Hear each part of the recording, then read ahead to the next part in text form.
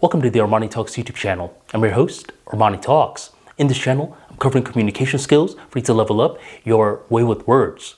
In today's episode, we are going to be talking about why compromising is so tough.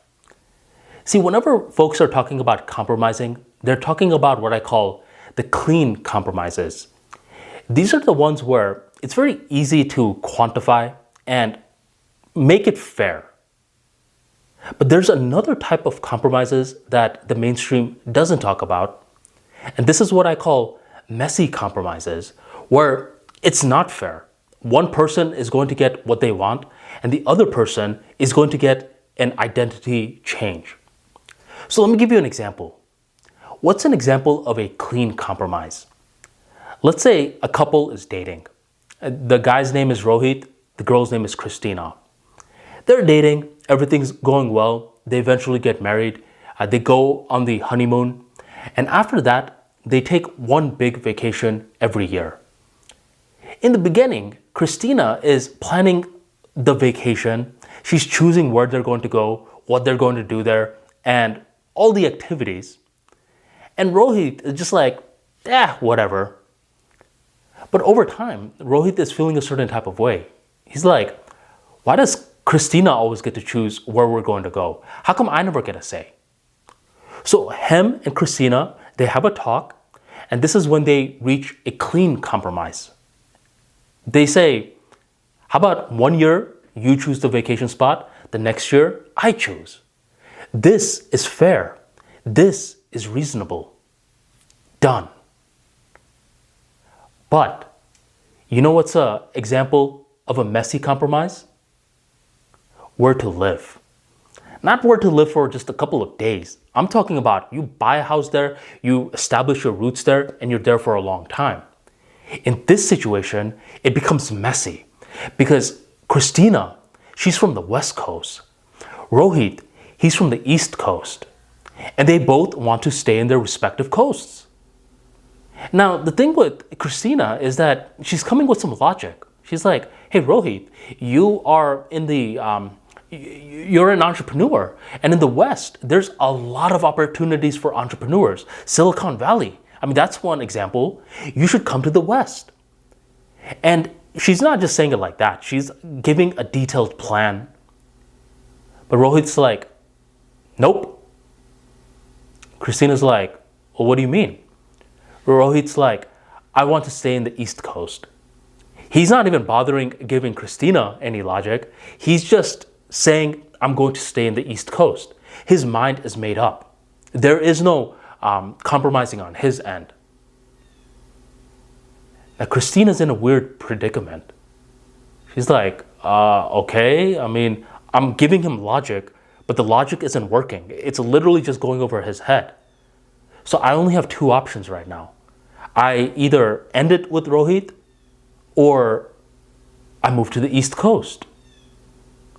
And this is when Christina decides that it's smart for her to keep this going on with Rohit.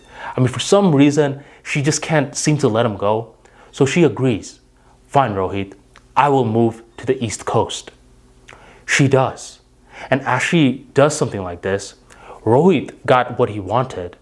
But now Christina, she needs to get an identity change. Her entire life, she grew up in a certain spot, and now she's in a new spot. In the beginning stages, it's not going to feel fair. And in cases like this, the Rohits of the transaction, they need to actually make it easy on Christina, right? Like, okay, you made this big sacrifice for me. Let me make it easy on you. But that's not what often happens in the real world. Instead, guys like Rohit, they get very prideful. They're like, she actually listened. What else can I make her listen on?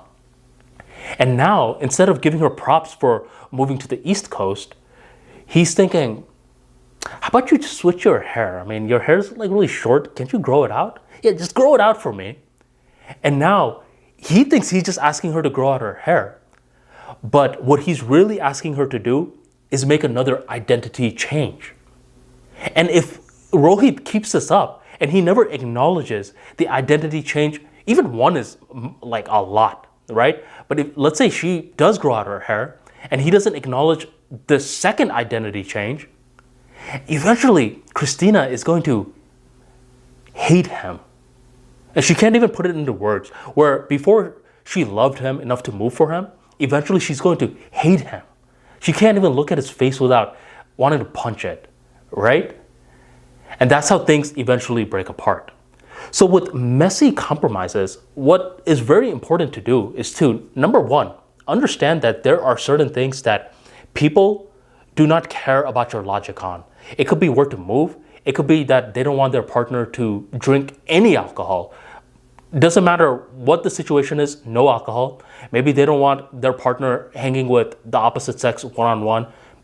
These are stuff that logic is not going to work on. And if you're on the other side of their viewpoint, this is when it's going to be like, oh man, I gotta compromise or I gotta end it forever. Which one is it? And this is why it's tough. It's an identity change. And I think the only way to like really progress forward with it is love. Obviously, there has to be some love to be like, well, you're not that important. I'm not going to change my identity for you. But if you love the person or you see the potential to love the person, then that's one reason to do it. And other times it's as though you don't want the fight right now. You're like, okay, well, I'm going to make this compromise and I'm thinking that they're going to make a compromise for me in the future. And if your partner is consistently making compromises and you're just getting everything that you want, understand that you think you're winning, but you're only winning little battles right now to overall lose the war. When someone makes a big change for you, when they compromise, in the messy compromises that is, acknowledge it, give them their props, make it easy on them to come around to your side. And in the future, when they ask you to compromise something on your own, you owe them. All right? Even if you don't like it, even now you want to be the logical one. They're not listening to the logic. They just want to see if you're going to do it or not. Compromises are not easy. The clean ones are, but the messy ones are very difficult. And there are only a few people that we should do the messy compromises with. If you enjoyed today's talk, go on and drop that like for me right on below. And thank you very much for joining the ArmaniTalks YouTube channel.